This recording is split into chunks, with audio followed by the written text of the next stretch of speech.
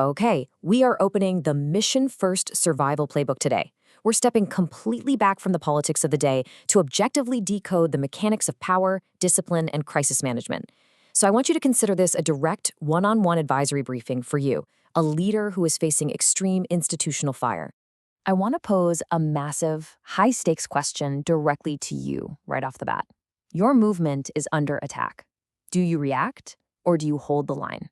Seriously, put yourself immediately in the shoes of a commander under intense pressure. As we go through this explainer, I want you to think about how the natural, deeply human instinct to just fight back immediately almost always clashes with the cold operational discipline required to actually win a long-term strategic battle. So, here's our agenda for this strategic briefing. We're going to start with command under institutional fire, look at the 4 pillars of command, and then tackle surviving the information war. After that, we'll dive into strategic patience, unpack a really concrete crisis response framework, and finally look at sustaining long-term momentum.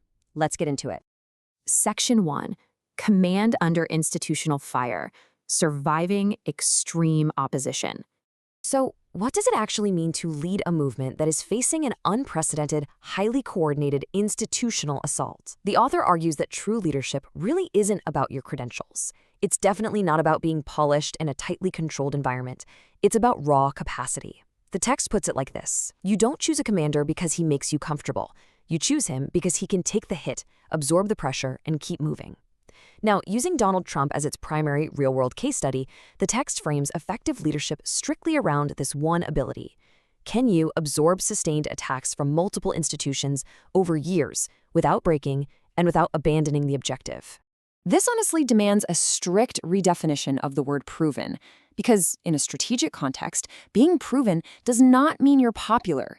It doesn't mean your decisions are universally cheered by the press or the establishment.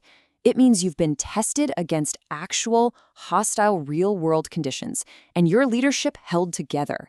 It's literally about surviving real fire, not winning a popularity contest. Section 2, 4 Pillars of Command, the Mechanics of Power. If you're the commander, what separates you from someone who is just holding a title? Well, your power rests on these 4 pillars. First, like we just talked about, the ability to absorb fire without breaking. Second, maintaining crystal clear clarity of objective. Your team has to know exactly what the mission is at all times. Third, the willingness to make the right enemies. You can't be afraid to disrupt the status quo. And fourth, an unyielding fidelity to the mission when the pressure to compromise is at its absolute highest. These 4 traits, they are your operational bedrock when the entire system is screaming at you to capitulate. But here's the thing, you can't operate alone. The text says the chain of command is not a constraint on your intelligence, it is the architecture of your power. The author is super emphatic here. A strict command structure is not about blind obedience. It's not about treating your supporters like they aren't smart. Instead, it's a force multiplier. It coordinates energy and it actively prevents your movement from fracturing into a million different, totally ineffective directions. Section 3, Surviving the Information War, Managing Internal Dissent. We so often think of information warfare as something that happens between rival nations, right? But the most dangerous information war is the one designed to turn your own team against you. To survive it, a leader utilizes strategic silence. This is the discipline of not telegraphing your next move to the adversary. But here's the catch, and it's a big one.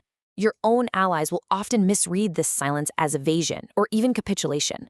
As a commander, you've got to protect your operations, even when it causes temporary confusion or frustration among your own ranks, because they just don't have the full intelligence picture.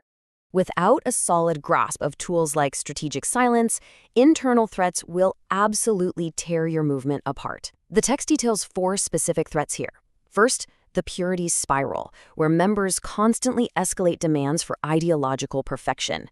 Then you have the counterfeit ally, who stirs up outrage strictly for their own brand. We see this all the time with performative social media outrage campaigns, right? Influencers who prioritize their own engagement and follower counts over the actual mission. Movements frequently destroy themselves from the inside out simply by falling into these totally avoidable traps of ego and manufactured division. Section 4, Strategic Patience over Emotion, Controlling Your Reflexes. So, how do you fight those internal threats? Well, it's by recognizing the stark contrast between giving in to basic human reflexes and maintaining calculated, cold, operational discipline. Just focus on this one concept for a second. Reacting is a reflex. Responding is a decision. Think about the noise of a sudden crisis, the urgent headlines, the outrage, the immediate crushing pressure to say something, do something, strike back right now. That is a reflex. But when you slow down, when you deliberately wait for the facts to emerge, you aren't reacting anymore. You are deciding to respond. It's a massive divide. On one side, you have the reactive reflex, playing entirely on the enemy's terms by firing off an immediate emotional reply. On the other side, you have the calculated strategy, waiting for the full context, assessing the actual intelligence, and choosing your own battleground and your own timeline. The text makes a really compelling argument that an opponent will deliberately provoke your movement just to trigger that reactive reflex. They are literally hoping you'll exhaust all your energy on meaningless battles. Don't take the bait. Section 5. The Crisis Response Framework. Regaining Operational Focus. When you are under heavy institutional fire, how do you practically regain operational focus? Well, the author adapts the classic PDCA cycle for crisis management. First, plan. Assess if everyone is actually aligned before you make a move. Second, do. Assign exact, unambiguous roles. Third, check. And this is key, don't measure people's intentions, measure the actual operational effect. Is the mission moving forward? And fourth, act. Reinforce what works or boldly remove the obstruction. This whole cycle acts as your continuous loop to enforce clarity and just eliminate friction within the ranks. Alongside that cycle is what they call the response protocol. I want you to think of this as your shield against provocations. First, establish a latency standard. That's a mandatory waiting period before you respond to any attack. Second, an authorization structure, knowing exactly who is actually allowed to speak for the movement. Third, framing discipline, using your own mission language and absolutely never repeating the attacker's words.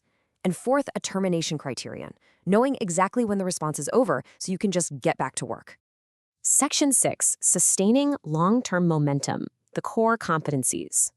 Shifting gears from immediate crisis survival to actually enduring over the span of years or even decades, that requires a really precise operational balance. First, you need unity. That's what binds individuals into a cohesive system. Without it, you just get fragmentation and infighting. Next is discipline, which is the consistent application of standards. Without discipline, unity is just a nice idea with zero execution. And finally, endurance, the sustained effort over time. Because without endurance, the whole structure just collapses under sustained pressure. To keep your movement alive, you absolutely must have all three of these locked in. And sustaining that momentum requires a very specific redefinition of loyalty. The author argues that true loyalty is executing a decision after channeling disagreement properly. It is definitely not demanding absolute agreement, and it is certainly not offering blind emotional compliance. It means trusting the chain of command, raising your concerns privately, and then actually doing the work, even during moments of profound uncertainty. So the absolutely crucial point I want to leave you with today is this. In the next crisis, will your movement be governed by your strategy or by your enemy's provocations? The mechanics of power, the discipline of strategic patience, the rigorous step-by-step crisis frameworks we've unpacked here. These are your actual tools for survival. The next time the fire starts, and it will, remember this playbook. Will you merely react or will you respond? Thanks for joining me for this explainer and keep learning.